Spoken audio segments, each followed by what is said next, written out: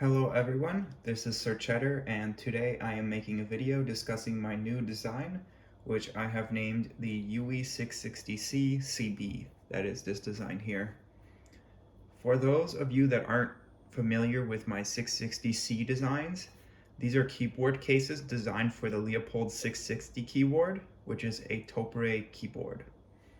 As many of you may have seen, I did create a more standard style 660C case named the Yui660c.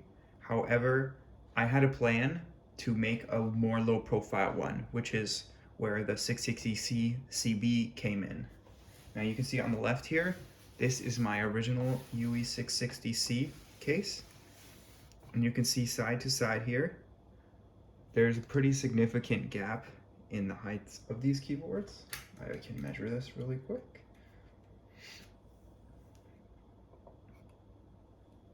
Approximately 6 millimeters. So that's another 6 millimeters lower on the Yui660C compared to the Yui660c CB compared to the Yui660C. Now the challenge that the Yui660C was designed to overcome is the Leopold 660C keyboards. They have a daughter board underneath the main circuit board that attaches to the USB port. And with other designs like my Yui660C, the daughter board is sitting underneath the keyboard itself. So the entire keyboard needs to be raised the height of the daughter board in order to have space underneath the structure. But I had an idea, if I moved the daughter board out from underneath the main board of the keyboard, I would be able to lower the keyboard by a little bit more. And that is how the Yui660C was born. The Yui660C CB was born. And you can see there's a lot of screws here. So I will get started on this.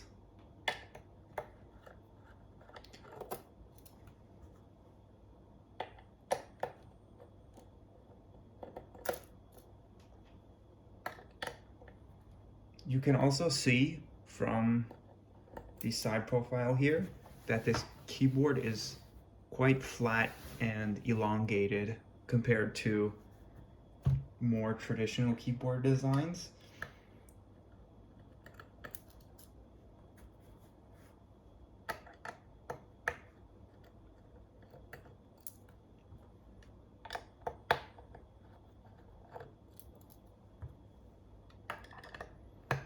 There are quite a lot of screws on this, but I actually chose to have a lot of screw mounting points because this bottom panel is very thin in order to keep up with the theme of making this keyboard as low profile as possible. Normally I do a 2 millimeter bottom panel because my manufacturer has informed me that the 2 millimeter thick materials that they have on hand will have less warping than the 1.5 millimeters. So that is why I normally use 2 millimeters. However, this one I went down to 1 millimeter, and I swapped from countersunk screws to wafer head screws that were able to allow me to lower the keyboard's overall height by about another 1.5 to 2 millimeters, which is getting me closer to my goal of making a very low profile keyboard. Just a few more here.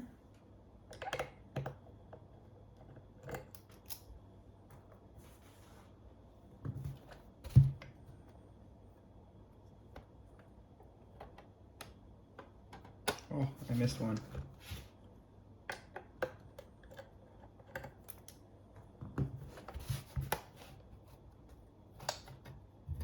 Did I miss it? Nope. Okay, so here you can see the inside structure of this keyboard. And by moving the motherboard out from underneath the main circuit board, that is where I am gaining that extra room to lower the entire keyboard structure down a few extra millimeters. But I can show you the challenge with this keyboard specifically is the keyboard comes with a general data cable that is not long enough to allow you to move the daughter board out from underneath. Yeah, it's just too short. So I had to go ahead and source some custom cables, which was not too difficult. I just had to figure out some information about the current cable, which I was able to get from posting on Mechanical Keyboard subreddit, and some people were able to help me out. And yep, I was able to source the cables and have them sent to me, and they were totally functional. They work great, and the price was very reasonable. So you can see here, the daughter board mounts here, and underneath the daughter board is some standoffs. Now this keyboard also has another advantage of allowing you to mount the keyboard and the daughter board, the main board and the daughter board in this orientation, whereas on the other version of the Yui660, the daughter board, it mounts on to the bottom panel. So that means that you have to screw the daughter board on as you are attaching the cable and closing the entire structure. It requires a little bit of dexterity, and it's not really a clean or premium mounting method in my opinion. So this allows for some improvements upon that by allowing you to mount them all in this flat orientation, which is just way more user-friendly and also reduces the risk of damaging your motherboard or your main board or your daughter board when you're doing so. Also, another small thing I have included here in this design is I added these little circle cutouts because I don't like to use angling keyboard feet, but some people do like angled keyboards. So in an effort to try and allow my keyboard to have some sort of appeal to somebody who prefers an angled keyboard, I went ahead and I added those little holes there, which are sized for M4 screws, plus a little bit extra space just because I didn't want to measure so tightly. And basically the backside of the screws will fit in those holes there. So there is an option for having angling cone feet if that is something that appeals to you. It is a compromise, and I realize that it's not a fully angled keyboard, but I think with a few minor changes, I'm able to at least try to accommodate some people interested in that style. So that was my main motivation behind that, and that is what those holes are for. Now, I have created a V2 version of this design.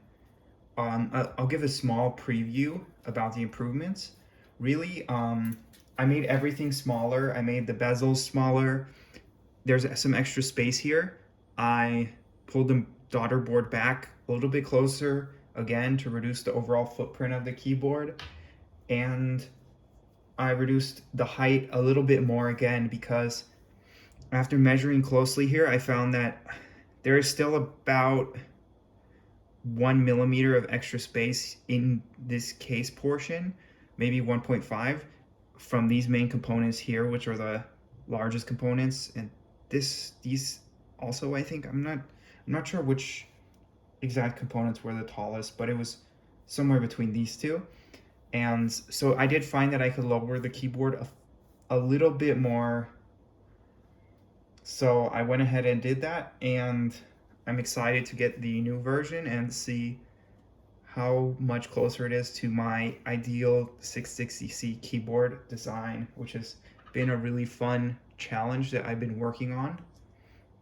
So as always, thank you very much for taking a look at my video, and I appreciate all of the comments and input I get from everybody in the mechanical keyboard community as always. and I'm really enjoying exploring all these different designs and making new structures. So definitely leave any feedback you have. It's definitely very appreciated, and stay tuned because I'll have the V2 of this keyboard and I have plenty more projects on the way for you to check out if you're interested. So thank you so much and have a good day.